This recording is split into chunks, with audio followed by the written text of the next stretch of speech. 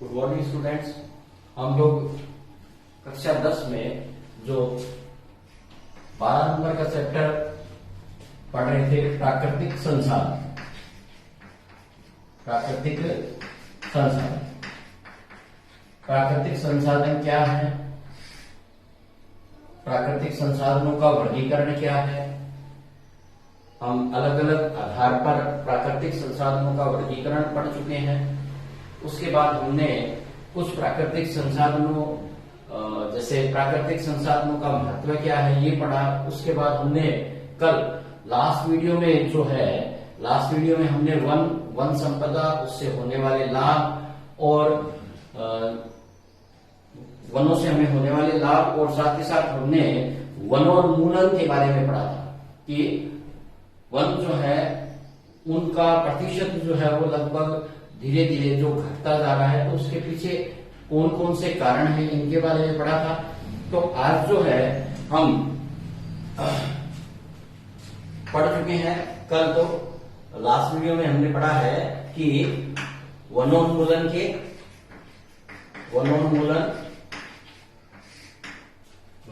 का अर्थ पढ़ा, वनोन्मूलन के कारण पढ़े, ठीक है ना। और हमने वनोन्मूलन से होने वाले प्रभाव जो है वो पढ़ेंगे। वनोन्मूलन से होने वाले दुष्प्रभाव, इस पर चर्चा करेंगे। तो एक तो हम दुष्प्रभाव जो है उनकी बात करेंगे और दूसरा साथ ही साथ वनोन्मूलन को कैसे बचाया जा सकता है। तो वनोन्मूलन जो है उससे संबंधित हम क्या पढ़ेंगे आज, उपाय पढ़ेंगे, ठीक है। और साथ में आज एक हम पढ़ेंगे सामाजिक वानिकी, ठीक है भाई। ये चैप्टर जो है वो आज के अपने टॉपिक जो है वो रहेंगे, ठीक है भाई। आज के टॉपिक जो है वो अपने क्या रहेंगे, वनोन्मूलन से होने वाले दुष्प्रभाव, वनोन्मूलन के रोकने के उपाय पढ़ेंगे और साथ में अपन थोड़ा सा सामाजिक वानिकी जो है उसके बारे में पढ़ेंगे। तो आज हमारा जो चैप्टर है वो है, टॉपिक जो है वो पढ़ने के लिए चैप्टर के बारे में प्राकृतिक संसाधन में जो है वो है वनोन्मूलन के दुष्प्रभाव, ठीक है। आज हम पढ़ेंगे वनोन्मूलन से होने वाले दुष्प्रभाव क्या है। तो देखिए, जैसा कि हमने लास्ट वीडियो में पढ़ा था कि वन जो है वो हमारे एक महत्वपूर्ण प्राकृतिक संपदा है। और हमने लास्ट वीडियो में इसको भी पढ़ा कि वन हमारे लिए किस किस कार्य के लिए महत्वपूर्ण है या वन हमारे लिए किस प्रकार से उपयोगी है। तो इसका मतलब वनों को जो है वो बचाना आवश्यक है। यदि वन नहीं बचेंगे तो क्या होगा कि एक प्राकृतिक संसाधन नष्ट हो जाएगा। और वन जो है वो मानव की आवश्यकता के साथ साथ हम क्या देख रहे हैं कि जो वन्य जीव है उनका भी आवास है।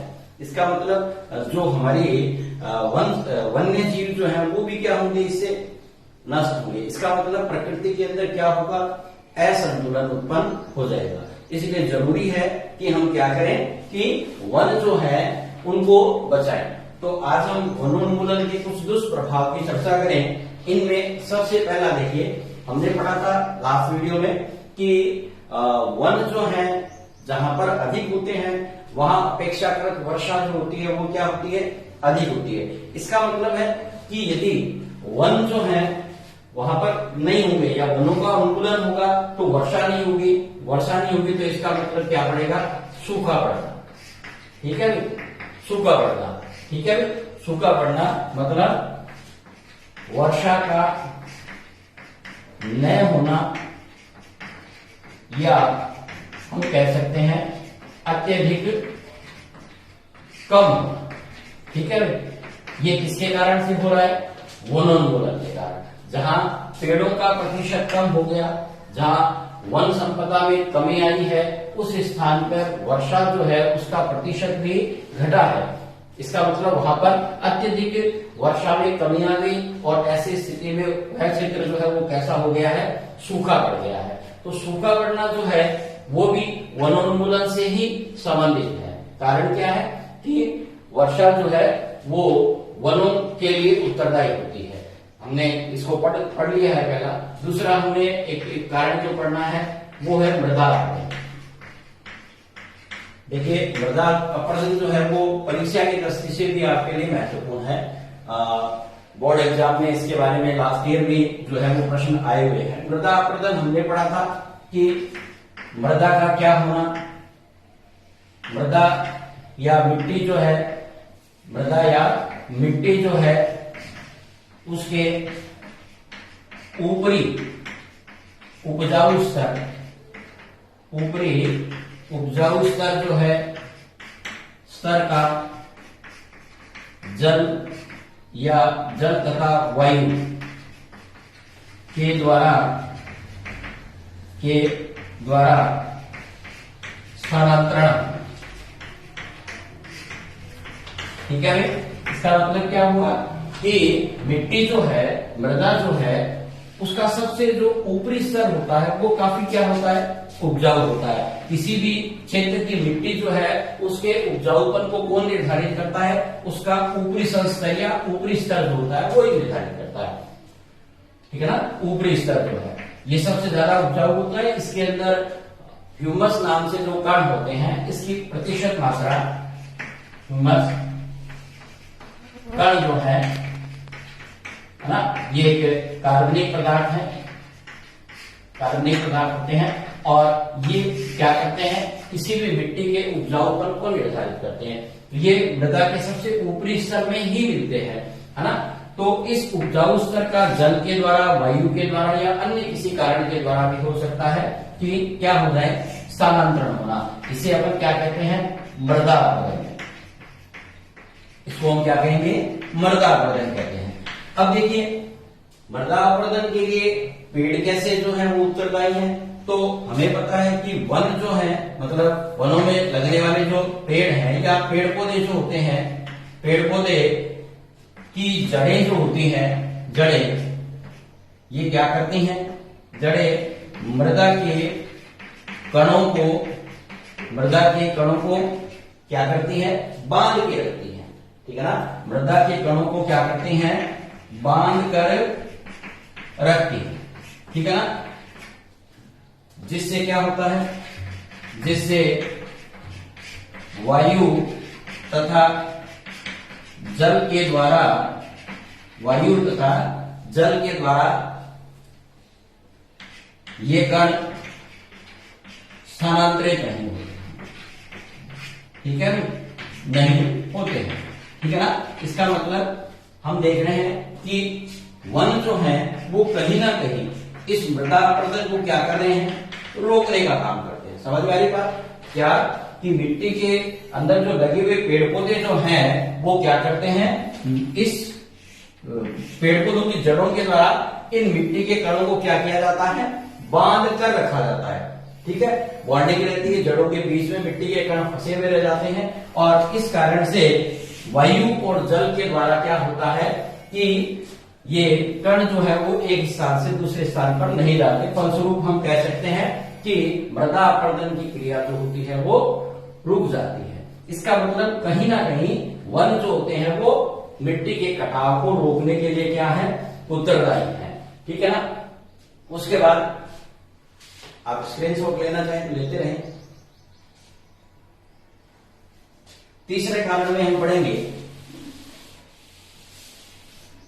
थर्ड, कि हम केवल उन्हीं कारणों पर चर्चा कर रहे हैं जिनके जो बिंदु जो है वो अपने को किताबों में उपलब्ध हैं, ताकि आपका स्टडी मटेरियल जो है वो स्ट्रांग बन सके, इसलिए, है ना। तीसरा, जो नदियां हैं इनसे संबंधित बात करें तो लिखा है नदियों का उथला होना।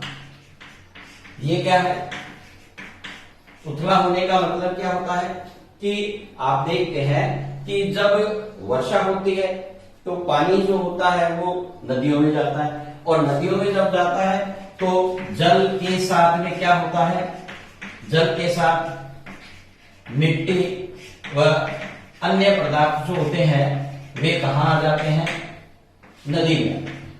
अन्य पदार्थ नदियों में क्या हो जाते हैं, जमा हो जाते हैं। और ये पदार्थ जमा होने से क्या होगा कि जो नदियां हैं तो नदियों की जो गहराई है वो क्या हो जाएगी, कम हो जाएगी। अब गहराई कम होने का मतलब हो गया कि नदी के अंदर पानी की जल धारण क्षमता जो है वो क्या हो जाएगी, कम हो जाएगी। फलस्वरूप है ना, नदी की जल धारण क्षमता कम हो जाती है, ठीक है ना। फलस्वरूप क्या होगा, नदी की जल धारण क्षमता क्या हो जाती है, कम हो जाती है, ठीक है। अब देखिए, जब जल धारण क्षमता जो है वो कम हो जाएगी तो क्या होगा कि जब अत्यधिक पानी जो है वर्षा के बाद नदियों में आएगा तो क्या होगा, नदी की तो कैपेसिटी अब पानी को ग्रहण करने की है नहीं, इसलिए क्या होता है, वो पानी जो है वो आसपास के जो गांव या शहर बसे हुए हैं उनके अंदर चला जाता है। इसका मतलब इस कारण से वहां पर क्या आ जाती है, बाढ़ आ जाती है, ठीक है ना।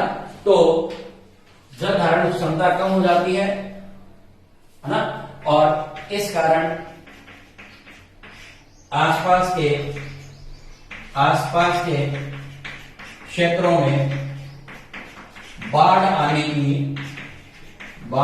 की संभावना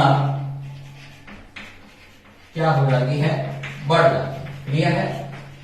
तो ये भी एक फैक्टर जो है वो किससे जुड़ा हुआ है, अपने वनों से जुड़ा हुआ है कि वन जो है वहां पर ज्यादा वर्षा होगी और वर्षा के साथ में क्या आ जाएगा, जल जो है वो जल के साथ मिट्टी और अन्य पदार्थ नदियों में जमा हो जाएंगे। फलस्वरूप नदियों की गहराई कम हो जाएगी और आसपास के क्षेत्रों में बाढ़ आने की संभावना जो होती है वो बढ़ जाती है। चौथा, यदि वनोन्मूलन होगा तो क्या होगा, पर्यावरण में क्या होगा, असंतुलन होगा।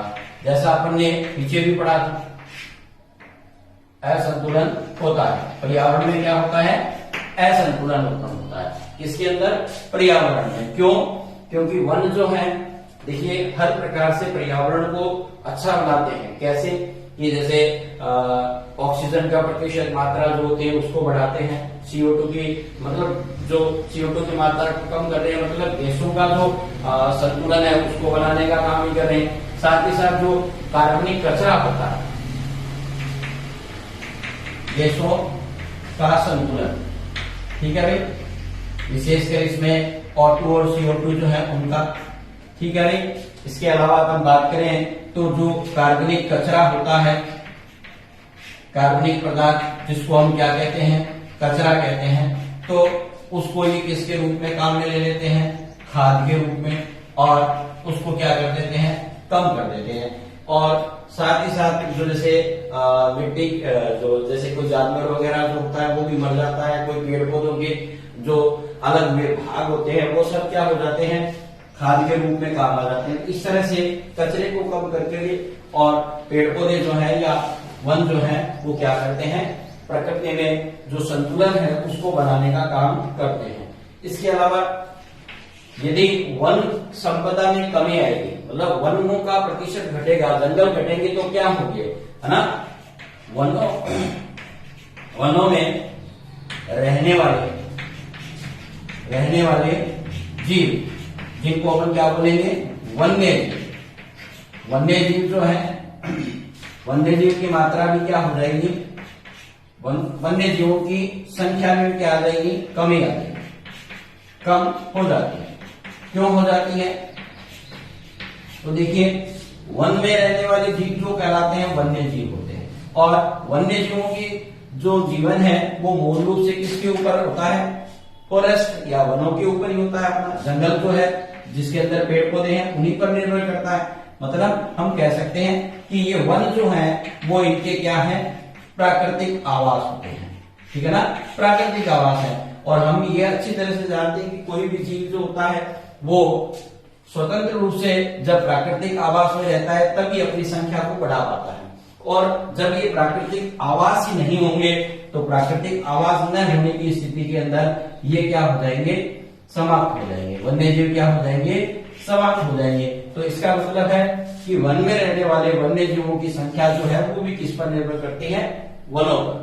क्यों, क्योंकि वन जो है वो इन वन्य जीवों के क्या है, प्राकृतिक आवास है। और यदि वन समाप्त हुए तो वन्य जीव भी क्या हो जाएंगे, समाप्त हो जाएंगे। तो इस तरह से ये भी एक सीधा वनों से जुड़ा हुआ प्रभाव है, ठीक है ना, जिसमें वन्य जीव जो है उसके अंदर क्या आ रही है, कमी आ रही है। उसके बाद बात करें तो देखिए वनों की संख्या में कमी आएगी तो क्या होगा, मरुस्थल बढ़ेंगे, मतलब मरुस्थलीकरण होगा, आप ऐसे भी कह सकते हैं मरुस्थलीकरण होगा, या हम कह सकते हैं कि मरुस्थल का क्या होगा, विस्तार होगा। भाई जिस क्षेत्र जो है, जिस क्षेत्र में वन नहीं होते हैं उस क्षेत्र को अपन क्या बोलते हैं, मरुस्थल। क्या बोलते हैं, मरुस्थल, ठीक है भाई। जो जिस क्षेत्र के अंदर या जिस भूभाग के ऊपर हम कहते हैं कि वन नहीं है, वो भूभाग जो होता है वो क्या कहलाता है, मरुस्थल होता है। तो इसका मतलब जब वनोन्मूलन होगा, वनोन्मूलन होगा मतलब पेड़ काटे जाएंगे या पेड़ों की संख्या कम हो जाएगी, तो धीरे धीरे जो है कौन सी क्रिया बढ़ती जाएगी, मरुस्थलीकरण होता जाएगा। और इससे क्या होता है कि वो भूभाग जिसमें पुराने समय में पेड़ पौधे हुआ करते थे, लेकिन वनोन्मूलन के कारण जो है वो धीरे धीरे किसके अंदर बदल गए हैं, मरुस्थल के अंदर, ठीक है ना। तो मरुस्थलीकरण की क्रिया होती है, या हम कह सकते हैं कि मरुस्थल का विस्तार जो है वो भी वनोन्मूलन से सीधा संबंधित होता है। इसके अलावा पर्यावरण जो है वो भी सीधा जो है वो वनों से जुड़ा हुआ है। तो हम कह सकते हैं कि पर्यावरण पर भी क्या होंगे, दुष्प्रभाव पड़ेंगे। हर प्रकार से वन जो है वो सीधे पर्यावरण से संबंधित है, तो कुल मिलाकर के ये पर्यावरण को भी क्या करते हैं, प्रभावित करते हैं। तो पर्यावरण पर भी इसका क्या होगा, दुष्प्रभाव होगा, ठीक है ना। तो ये कुछ हमने आज कारण जो पढ़े हैं अभी, वो क्या है, वनोन्मूलन से होने वाले प्रभाव जो है। अब हम बात करेंगे कि वनोन्मूलन जो हो रहा है इसको हम किस प्रकार से क्या कर सकते हैं, रोक सकते हैं। मतलब वनोन्मूलन जो है उसके प्रभाव, हमने वनों के लाभ पढ़ लिए, अब हमने वनों से होने वाले दुष्प्रभाव की चर्चा कर ली। तो अब हमें पता चल गया कि वन हमारे लिए किस प्रकार से महत्वपूर्ण है। तो हम क्या करेंगे, वनों को बचाने के उपाय भी सीखेंगे कि हम इन वनों को किस प्रकार से क्या कर सकते हैं, सुरक्षित कर सकते हैं। तो इसके लिए कुछ वनोन्मूलन से संबंधित उपाय जो है उनकी अपन विस्तार से चर्चा करेंगे। तो वनोन्मूलन के क्या पढ़ेंगे हम, उपाय, ठीक है ना। वनोन्मूलन के हम क्या पढ़ेंगे, उपाय जो है उनकी बात करेंगे। तो सबसे पहला उपाय क्या है कि मानव ने जो लालची प्रवृत्ति है, जब ठेका हमें वनों को काटने का मिलता है तो हम क्या करते हैं, अपनी लालची प्रवृत्ति के कारण जितना भूभाग या जितनी मात्रा में हमें वन काटने हैं, हम उससे ज्यादा क्या करते हैं, वनों की कटाई करते हैं। मतलब हम अवैध रूप से उन वनों को क्या करते हैं, काटते हैं। इसलिए हमें इस तरह की जो अंधाधुंध कटाई है इस पर क्या करना पड़ेगी, रोक लगानी पड़ेगी। तो पहला क्या लिखेंगे, वनों की अंधाधुंध कटाई पर क्या करना, कटाई पर नियंत्रण करना कर दो, कटाई पर रोक कह दीजिए, ठीक है ना। चाहे आप नियंत्रण करना कहें, चाहे कटाई पर रोक कह दें, या हम कह सकते हैं कि बंद करना, ठीक है ना। किसी भी प्रकार से हम इसको लिख सकते हैं कि वनों की जो अंधाधुंध कटाई है, ये कटाई भी किस रूप में होती है, अवैध रूप से। मतलब इनको इसका कोई अधिकार प्राप्त नहीं होता है।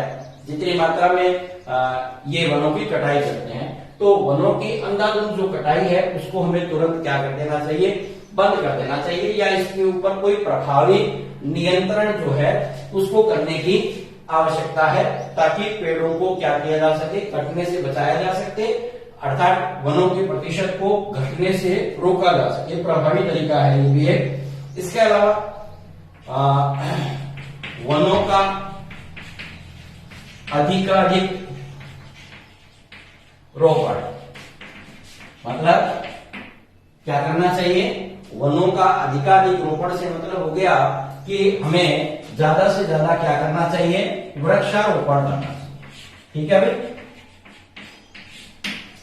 सभी व्यक्तियों को जो है अनुकूल परिस्थितियां, जैसे इस टाइम जैसे बरसात का मौसम चल रहा है तो इस समय वृक्षारोपण करना थोड़ा आसान होता है। तो हमें प्रतिवर्ष जो है वृक्षारोपण की मात्रा को बढ़ा करके और वनों के प्रतिशत को क्या करना चाहिए, बढ़ाना चाहिए। तो वृक्षारोपण जो है ये सबसे प्रभावी तरीका है वनों को बचाने का, कि जिस भूभाग से वनों को अत्यधिक मात्रा में काट लिया गया है या जिन क्षेत्रों में अब वन नहीं है, ऐसी स्थिति के अंदर वहां पर वृक्षारोपण करके और हम इस वन संपदा को क्या कर सकते हैं, बढ़ा सकते हैं। तीसरा देखिए, कुछ प्राकृतिक कारणों की चर्चा करें, उनमें जो है वनों को सर्वाधिक नुकसान होता है किससे, आग से। प्राकृतिक आग जो लगती है, हालांकि कई बार जो मानव जनित कारण है उनसे भी वनों में आग लग जाती है, लेकिन हमें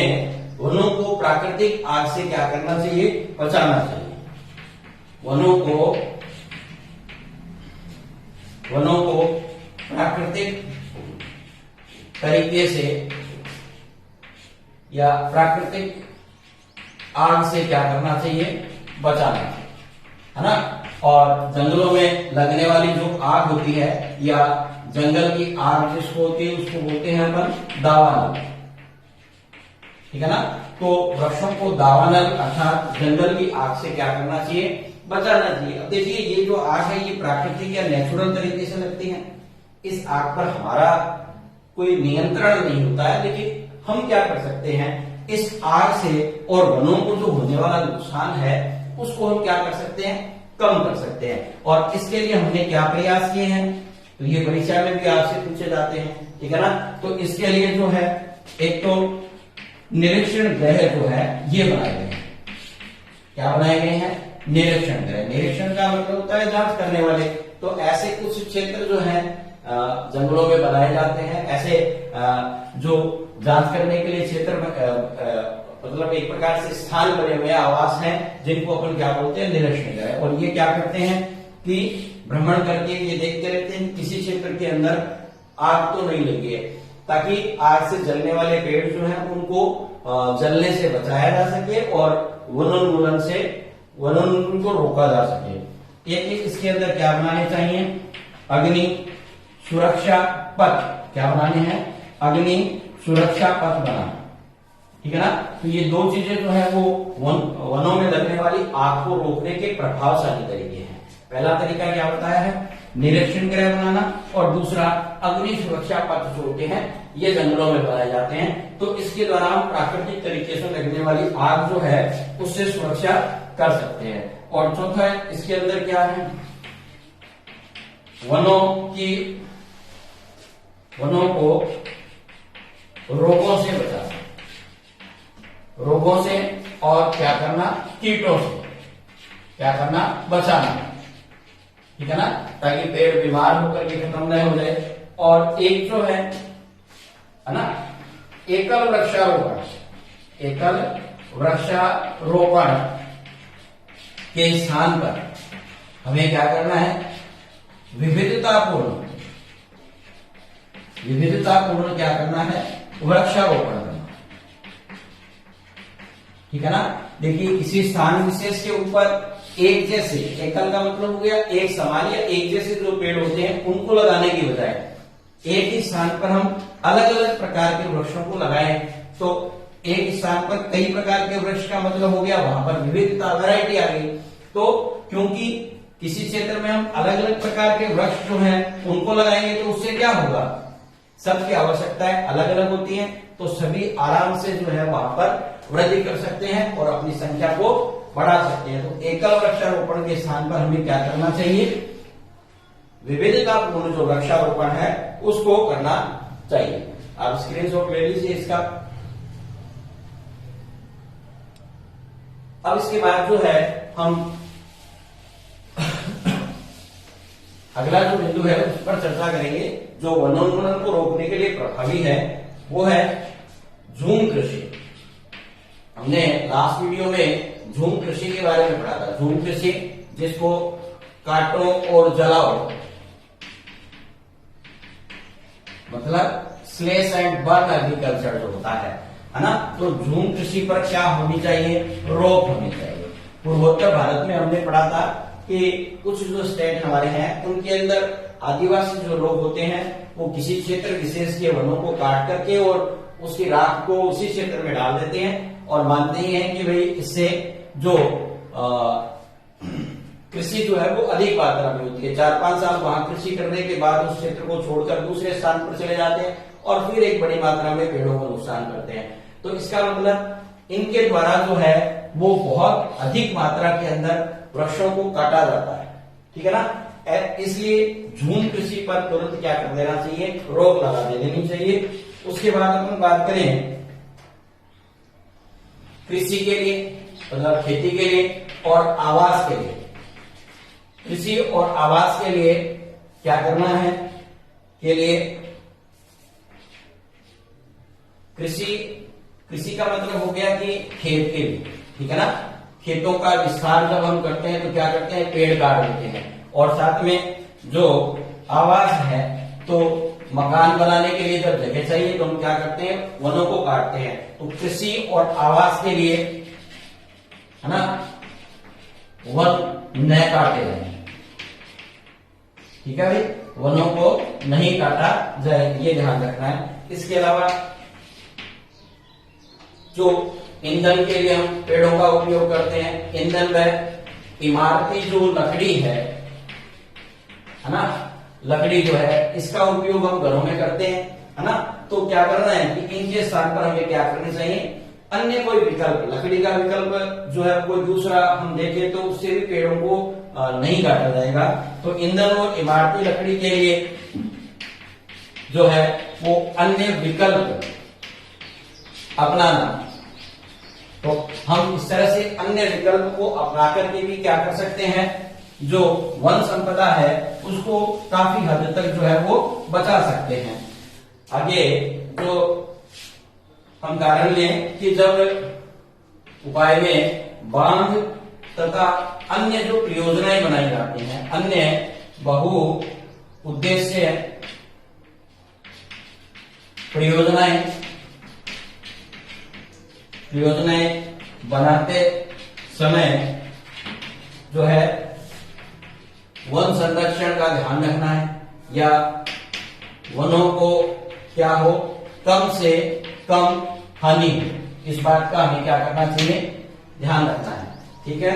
और अगले में जो लोग हैं उनको जागरूक बनाना।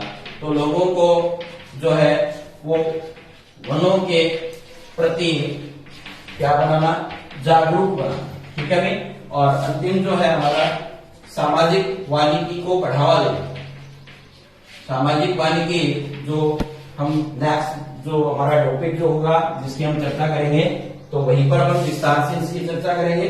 सामाजिक वानिकी जो है उसको बढ़ावा देना, मतलब सामाजिक वानिकी में समाज के कल्याण के लिए जो होते हैं वो निस्वार्थ भाव से वनों को लगाया जाता है। और एक और इसमें कर सकते हैं कि जो सबसे प्रभावी तरीका है कि वन संरक्षण संबंधी जो नियम तथा कानून बने हैं, नियम और कानून जो है उनको कठोरता से क्या करना, लागू करना, मतलब उनका प्रभावी ढंग से क्या किया जाए, यदि उपयोग किया जाता है तो काफी हद तक हम वनों को बचाने से रोक सकते हैं। आप इसका भी स्क्रीनशॉट ले लीजिए ताकि आपको लिखने में आसानी हो। तो इस तरह से हमने जो वनों को किस तरह से बचाया जा सकता है उससे संबंधित उपाय पढ़े हैं। तो आज हमने वनोन्मूलन से होने वाले दुष्प्रभाव और उसको बचाने के तरीकों के बारे में पढ़ा है। कल अगले वीडियो में जब हम सामाजिक वानिकी और आगे इस पाठ जीवन में बिंदु है उनके ऊपर विस्तार से चर्चा करेंगे। आप लोग वीडियो जो है वो लगातार देखते हैं और साथ ही साथ होमवर्क के रूप में आज आप, है ना, SW जो है उसके अंदर आप वनोन्मूलन के दुष्प्रभाव वनोन्मूलन के दुष्प्रभाव और वनोन्मूलन को बचाने के जो उपाय हैं उनसे संबंधित प्रश्न कर लेंगे। Have a good day.